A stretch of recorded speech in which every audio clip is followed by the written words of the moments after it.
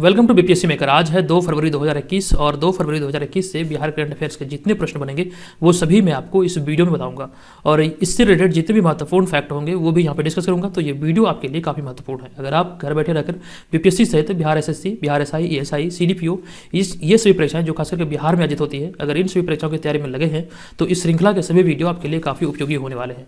तो आप सभी वीडियो को देखिए, चैनल को सब्सक्राइब करके बेल आइकन को दबा के ऑल सेलेक्ट कर लीजिए ताकि जो भी वीडियो अपलोड होगा सबसे पहले आप तक उसकी सूचना जाएगी।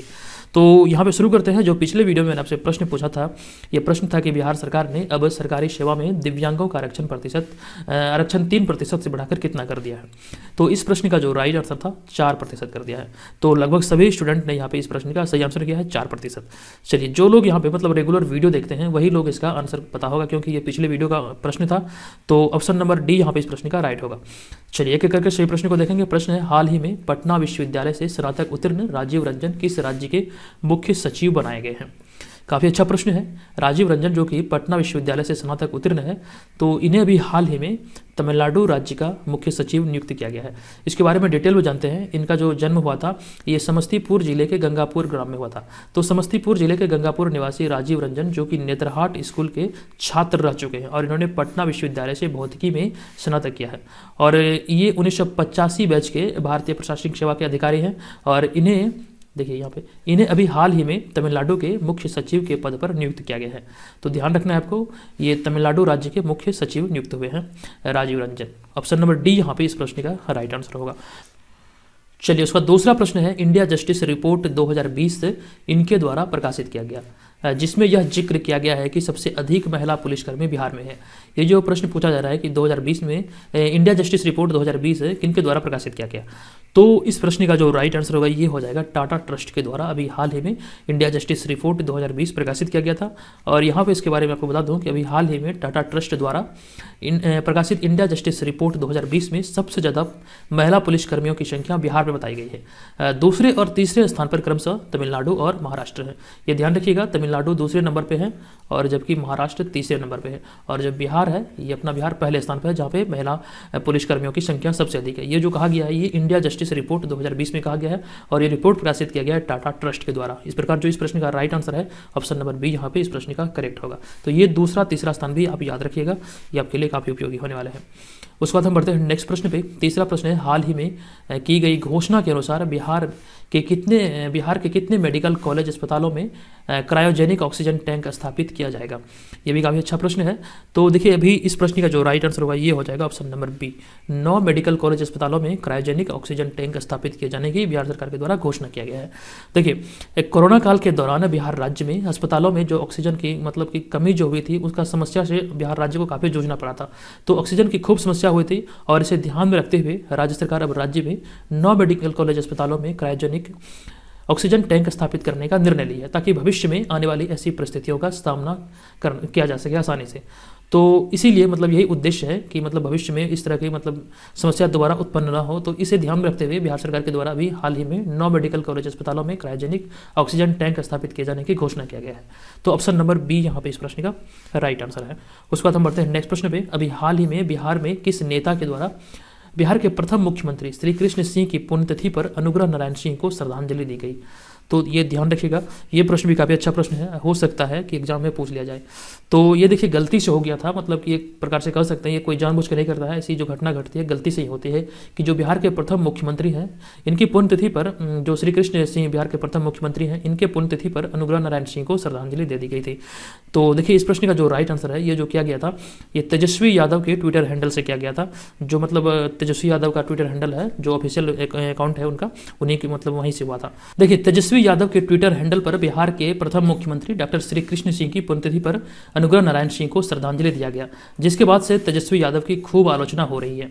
देखिए, ये गलती से हो गया है, इसमें कोई बड़ी बात नहीं है।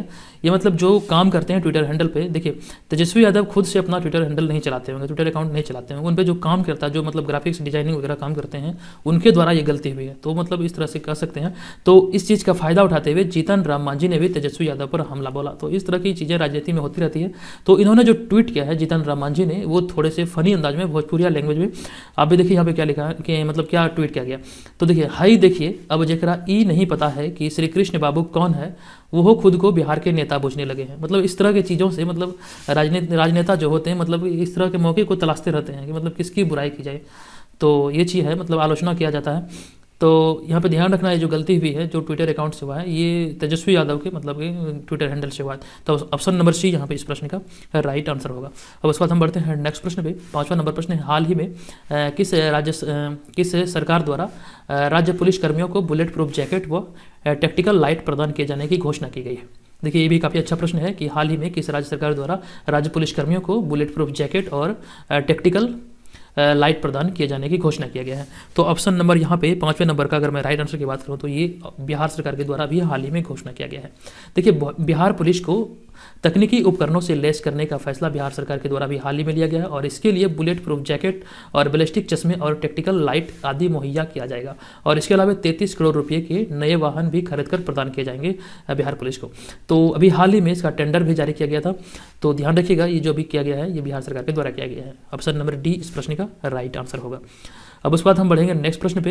देखिए, नेक्स्ट प्रश्न पे जाने से पहले आपको बता दूं यहाँ पे टेस्ट सीरीज के बारे में। अगर आप 67वीं बीपीएससी प्रारंभिक परीक्षा की तैयारी में लगे हैं तो इस चैनल के जो माध्यम से टेस्ट सीरीज चलाया जाता है ये आपके लिए अत्यंत ही उपयोगी हो सकता है, क्योंकि ये जो टेस्ट सीरीज बनाया जाता है ये बीपीएससी पैटर्न को ध्यान में रख के तैयार किया जाता है। ये काफ़ी अच्छा होगा आपके लिए अगर आप इसे ज्वाइन करते हैं। तो यहाँ पर मैं आपको बता दूँ ये फुल लेंथ प्रैक्टिस पेपर होगा और यहाँ पे आपको लगभग 31 दिसंबर तक आपको 50 प्रैक्टिस पेपर देखने को मिलेगा और इसमें जो करंट अफेयर्स होंगे सारे के सारे अपडेटेड होंगे, जो कि आपकी आगामी सभी परीक्षाओं के दृष्टिकोण से काफ़ी महत्वपूर्ण होंगे। और इसके अलावा सभी प्रश्नों का जो होगा समग्र विश्लेषण होगा, जो आपको मिलेगा टेस्ट सीरीज उसमें सभी प्रश्नों का एक एक करके एकदम से विश्लेषण होगा ताकि आप उसको पढ़ के कुछ सीख भी सकें। और इसके अलावा इसी टेस्ट सीरीज के अंतर्गत आपको मासिक करंट अफेयर्स भी मिलेगा, मासिक बिहार करंट अफेयर्स जो मैं यहाँ पे आपको वीडियो में बता रहा हूँ। इसका जो मासिक करंट अफेयर्स बनेगा वो भी आपको PDF फॉर्मेट में A4 साइज में दिया जाएगा, जिसका कि आप प्रिंट आउट निकाल के बड़ी आसानी से पढ़ सकते हैं। तो ये चीज़ का ध्यान रखिएगा। उसके बाद हम बढ़ते हैं यहाँ पर नेक्स्ट प्रश्न की ओर। देखिए, इनसे जो मतलब टेस्ट सीरीज है अगर आप इसे ज्वाइन करना चाहते हैं तो इसके बारे में मैं डिटेल जानकारी इस वीडियो के अंत में दूंगा, तो वीडियो के साथ बने रहे। तो छठा प्रश्न है कि बिहार में शराबबंदी के बावजूद भी हाल ही में किस जिले में 2 करोड़ रुपये का शराब जब्त किया गया है। तो अभी हाल ही में शराब, देखिए आप सभी को पता है कि बिहार में भी शराबबंदी कानून लागू है। तो अभी हाल ही में इसके बावजूद भी 2 करोड़ रुपये का शराब मतलब जब्त किया गया है। ये पटना जिले से जब्त किया गया है। देखिए, बिहार में शराबबंदी के बीच उत्पाद विभाग ने बड़ी कार्रवाई करते हुए राजधानी पटना में 2 करोड़ रुपये का शराब जब्त किया है और बिहार की राजधानी पटना में बाईपास थाने के पास शराब को जब्त किया गया। देखिए, बाईपास थाने के केवल 200 मीटर के मतलब दूरी पे मतलब ये जो ट्रक में लाकर एक ट्रक शराब लिया जा रहा था।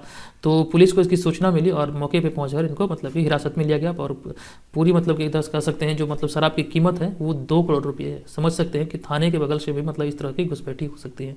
चलिए, ऑप्शन नंबर डी यहाँ पे इस प्रश्न का राइट आंसर है, ऑप्शन नंबर डी यानी कि पटना।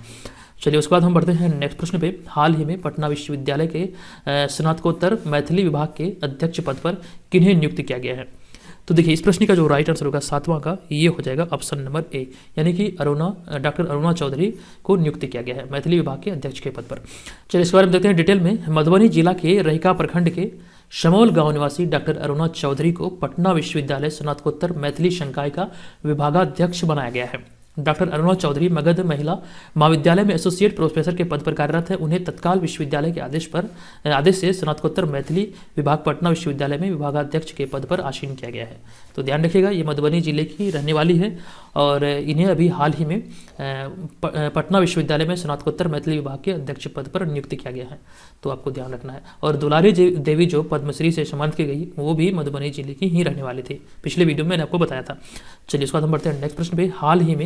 हाल ही के घोषणा के अनुसार राज्य में बन रहे स्मार्ट सिटी की दीवारों पर 3D पेंटिंग किया जाएगा। किस राज्य में बन रहे स्मार्ट सिटी की दीवारों पर 3D पेंटिंग किया जाएगा। तो ये भी हाल ही में निर्णय लिया गया बिहार में, बिहार सरकार के द्वारा, यानी कि ऑप्शन नंबर सी यहाँ पे इस प्रश्न का राइट आंसर होगा। देखिए, स्मार्ट सिटी योजना के तहत अब बिहार में विभिन्न जिलों में बन रहे स्मार्ट सिटी में यानी कि जो दीवारें होंगी दीवारों पर 3D पेंटिंग की जाएगी। सबसे पहले ये जो कार्य होगा बिहार में पटना स्मार्ट सिटी में शुरू किया जाएगा। उसके बाद जो विभिन्न स्मार्ट सिटी हैं बिहार में उनमें मतलब ये कार्य किया जाएगा। तो पहले चरण में पटना स्मार्ट सिटी में ये किया जाएगा। ऑप्शन नंबर सी यहाँ पे इस प्रश्न का राइट आंसर है। उसके बाद अगला प्रश्न, निम्नलिखित में से हाल ही में किस अभिनेत्री को आधी आबादी विमेन्स अचीवर्स अवार्ड 2020 से सम्मानित किया गया है। इस अवार्ड का नाम है आधी आबादी विमेंस अचीवर्स अवार्ड 2020। तो अभी हाल ही में किसे सम्मानित किया गया है? सोनाक्षी सिन्हा, अक्षरा सिन्हा, आम्रपाली दुबे, रानी चटर्जी। तो देखिए 9वां नंबर प्रश्न का जो राइट आंसर होगा ये हो जाएगा ऑप्शन नंबर बी, यानी कि अक्षरा सिंह को भी हाल ही में आधी आबादी विमेंस अचीवर्स अवार्ड 2020 से सम्मानित किया गया है। देखिए अभिनय, गायकी और नृत्य प्रतिभा में अपनी प्रतिभा की धनी भोजपुरी सिनेमा की चर्चित अभिनेत्री अक्षरा सिंह को पटना स्थित न्यू पटना क्लब में शिक्षा विभाग बिहार सरकार के निदेशक डॉक्टर रंजीत कुमार सिंह के द्वारा आधी आबादी विमेंस अचीवर्स अवार्ड 2020 से सम्मानित किया गया। ठीक है, इनके अलावे भी हैं। तो अक्षरा सिंह के अलावे आधी आबादी विमेंस अचीवर्स अवार्ड 2020 में मंदिरा बेदी, रूपल पटेल और पारुल चौधरी समेत 20 लोगों को यह अवार्ड दिया गया। ये ध्यान रखिएगा, मतलब इन सभी के अलावे 20 लोगों, मतलब टोटल 20 लोगों को यह अवार्ड दिया गया। तो अभी मतलब इस चीज़ को आपको ध्यान रखना हो सकता है आपके लिए, मतलब ये उपयोगी होगा, हो सकता है आने वाले समय में आपके एग्जाम में ये देखने को मिले। चलिए अगला प्रश्न है कि हाल ही में बिहार में किसके माध्यम से बच्चों में कैंसर जागरूकता का संदेश दिया गया? ये भी काफ़ी अच्छा प्रश्न है। किसके माध्यम से अभी हाल ही में बिहार में कैंसर जागरूकता का संदेश दिया गया? तो ये पिंक परेड के माध्यम से दिया गया। देखिए इसका जो right answer option number B है। तो गुलमोहर मैत्री की ओर से अभी हाल ही में पटना साइंस कॉलेज के मैदान में दूसरी बार पिंक परेड का आयोजन किया गया, जिसका उद्देश्य ब्रेस्ट व सर्वाइकल कैंसर के प्रति जागरूक करना था। इस चीज़ का ध्यान रखिएगा। तो ऑप्शन नंबर बी यहाँ पे इस प्रश्न का राइट आंसर है, पिंक परेड। अब बात करते हैं इस वीडियो के प्रश्न के बारे में। तो प्रश्न है कि बिहार सहित अभी हाल ही में बिहार सहित पूरे विश्व में गांधी जी की कौन सी पुण्यतिथि मनाई गई? इस वीडियो का आंसर आपको पता होगा अगर आपने पिछले वीडियो को देखा होगा। तो आपको क्या करना है कि इस वीडियो के कमेंट बॉक्स में जाइए, वहाँ पे कमेंट करके इसका आंसर बताइए कि अभी हाल ही में पूरे विश्व में गांधी जी की कौन सी पुण्यतिथि मनाई गई। अब बात करते हैं टेस्ट सीरीज की। अगर आप टेस्ट सीरीज ज्वाइन करना चाहते हैं तो यहाँ पे आपको एक व्हाट्सअप नंबर दिख रहा है। इस व्हाट्सअप नंबर पे pre21 लिख के मैसेज करें। यहाँ पर आपको पहले से आधी कीमतों पे आपको अवेलेबल कराया जाएगा। तो आप एक बार मैसेज जरूर कीजिएगा और इसे ज्वाइन करके आप लाभ जरूर उठाइएगा। आप ध्यान रखिएगा, यहाँ पर आपको टेस्ट सीरीज तो मिलेगा ही, तो उसके अलावा आपको मासिक करंट अफेयर्स भी मिलेगा। तो इस चीज़ का ध्यान रखिए, जरूर ज्वाइन कीजिए। ये मैं आपसे कह रहा हूँ, आप मुझ पर यकीन कीजिए। पिछले वर्ष जिस तरह से मैंने आप लोगों के लिए किया था, इस वर्ष भी किया जा रहा है उसी तरह से। तो ये आपके लिए काफ़ी मददगार सिद्ध होगा। आप ज्वाइन कीजिए, उसके बाद देखिए इसका मतलब कि किस तरह से आप अपनी तैयारी को बेहतर बना सकते हैं। ठीक है, तो इस चीज़ का ध्यान रखिएगा। चलिए मिलेंगे नेक्स्ट वीडियो में, तब तक के लिए धन्यवाद।